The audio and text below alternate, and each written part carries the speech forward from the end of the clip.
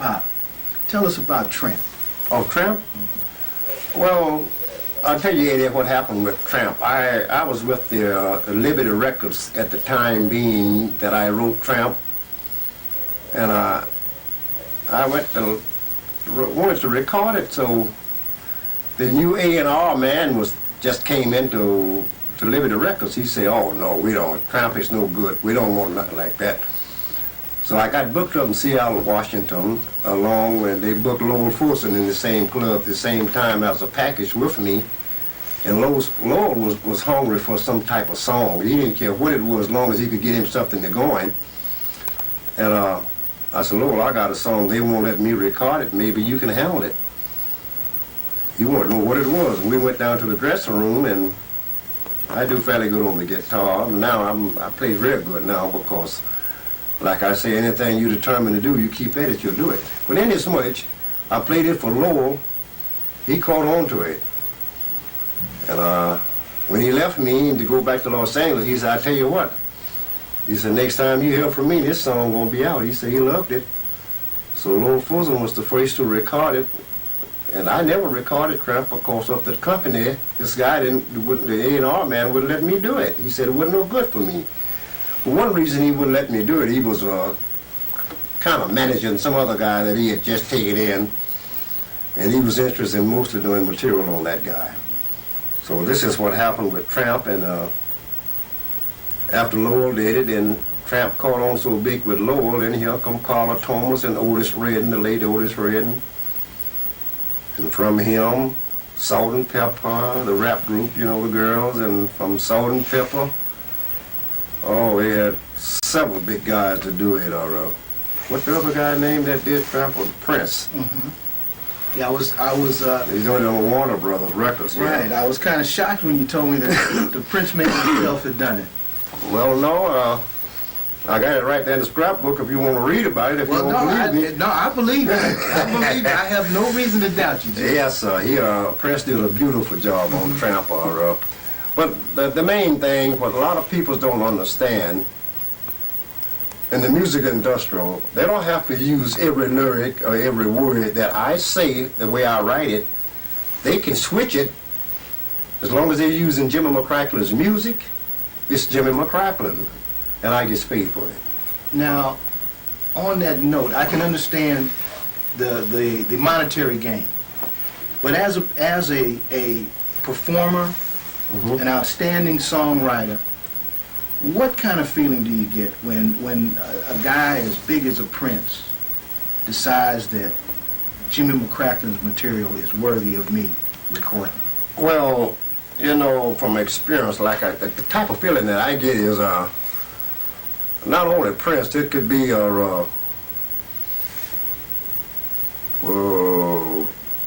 Frank Sinatra, it could be anybody, you know. You gotta feel this way. Peoples are the same.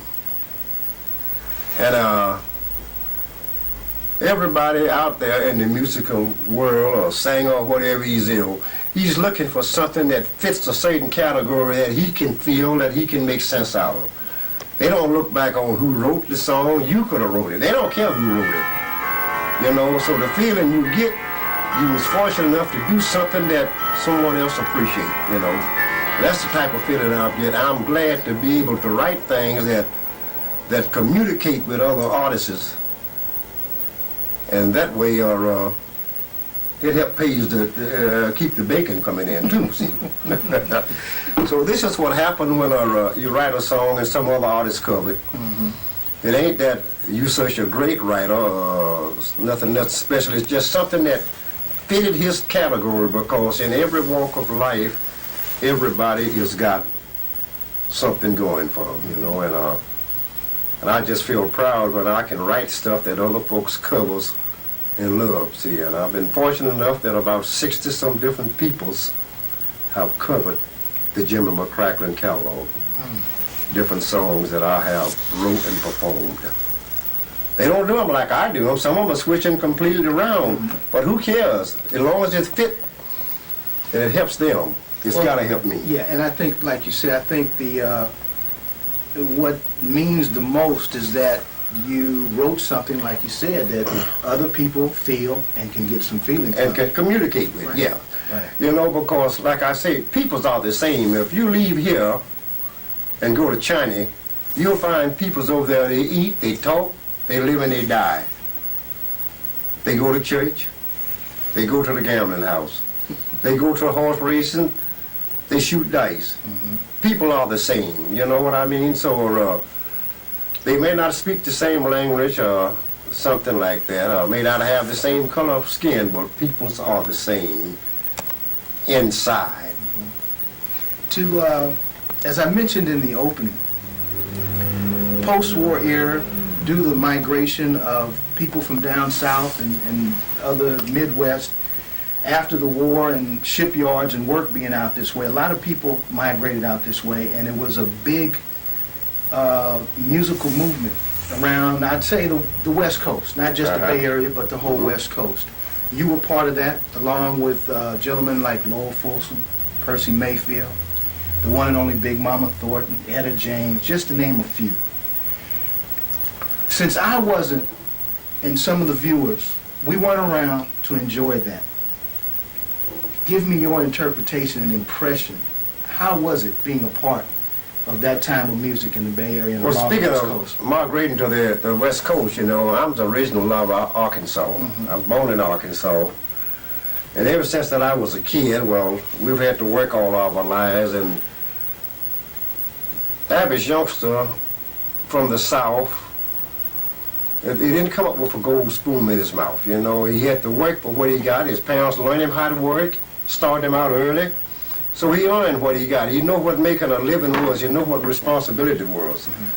So that would give you the information to write things of the past that have happened to you, that have happened to millions and millions of more people, you know. So this is the way I just, my feeling and my idea of looking back, you know. So the average youngster grew up in the city. All they did was grow up. His parents work for him hard. They go to school. They don't know what it is to have to go out there and face that hot sun every day and pick cotton, chop cotton, pull coal, whatever you can. You know, and it's a piece of cake for them. And they think that's the way the world is made. But the world wasn't made like that. They take their people's, like when I was a youngster and I come from the South, I had to work for what I get. I learned how to work. I learned how to do things that men was doing that these kids these days wouldn't dare to touch. See, and they don't know how blessed they are to have parents to be out there doing all that for them, taking care of them, putting them through school. And the greatest thing right now, we used to didn't have to go through school like we do now to learn what we had to learn, because what we used to could buy for $1, today it costs you $6. So that make a lot of difference, you know. And the average youngster these days, the parents work and make money and put them on allowance. They're going to get so much money in their pocket anyway. They don't know what responsibility is. And that hurts in the future of their life, you know. The greatest thing in the world today, if you got a privilege and a chance to go to school, go there and get that education, because now this new computer world is not like it used to be.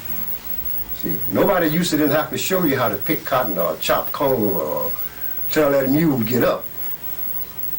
They didn't have to show you that. But these days, you got to know how to test those machines. You know, that's what it's all about now.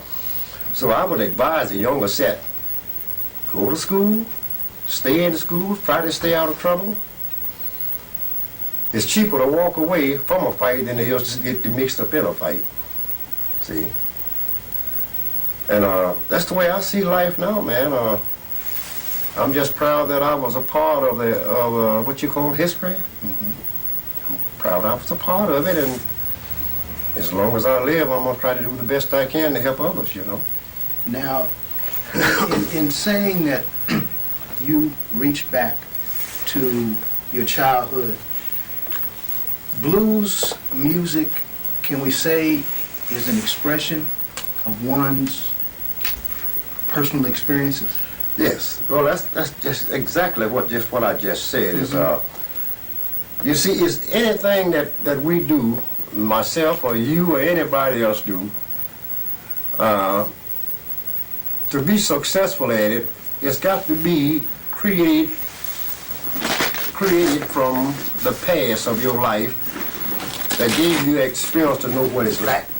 So it's just like writing songs and blues and stuff.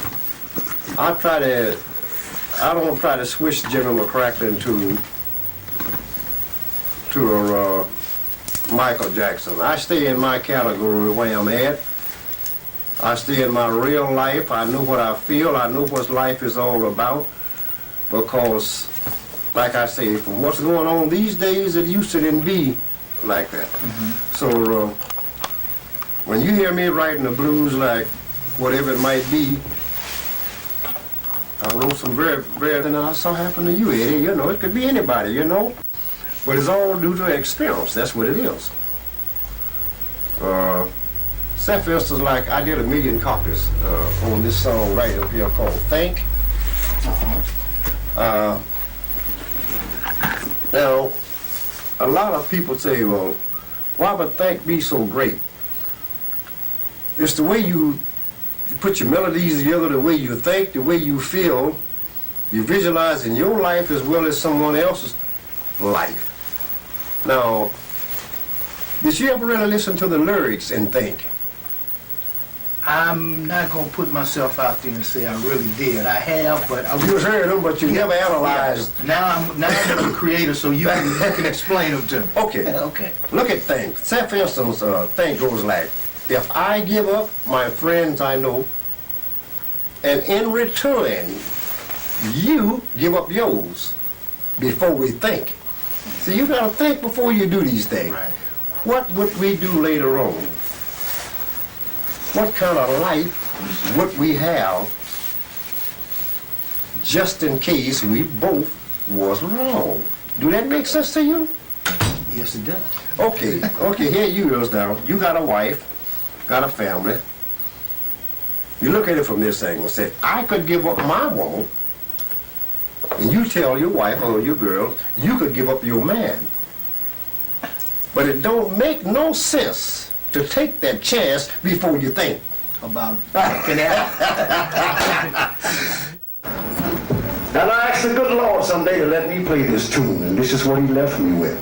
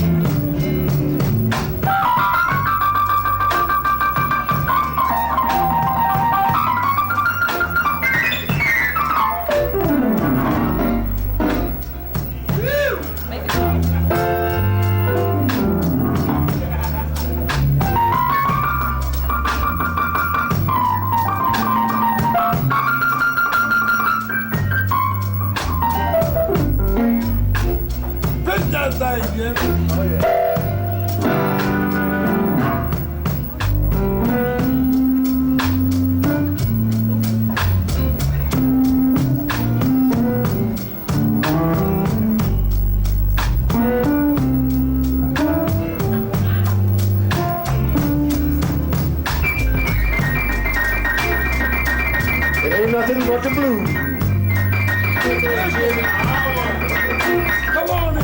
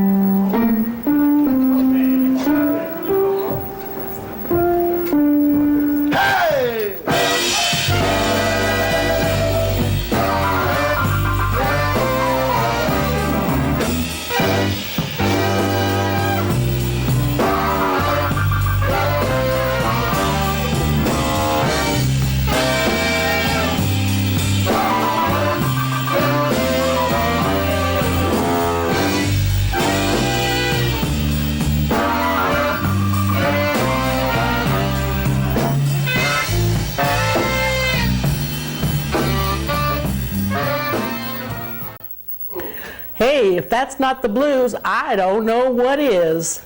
We've been very proud to bring you Jimmy McCracklin, a living legend, here on the Bluestime Power Hour. Please check your guide for upcoming Bluestime Power Hour shows. We're going to bring you Guitar Shorty, the fabulous Steve Gannon, and Beverly Stovall. Thanks so much, and take care.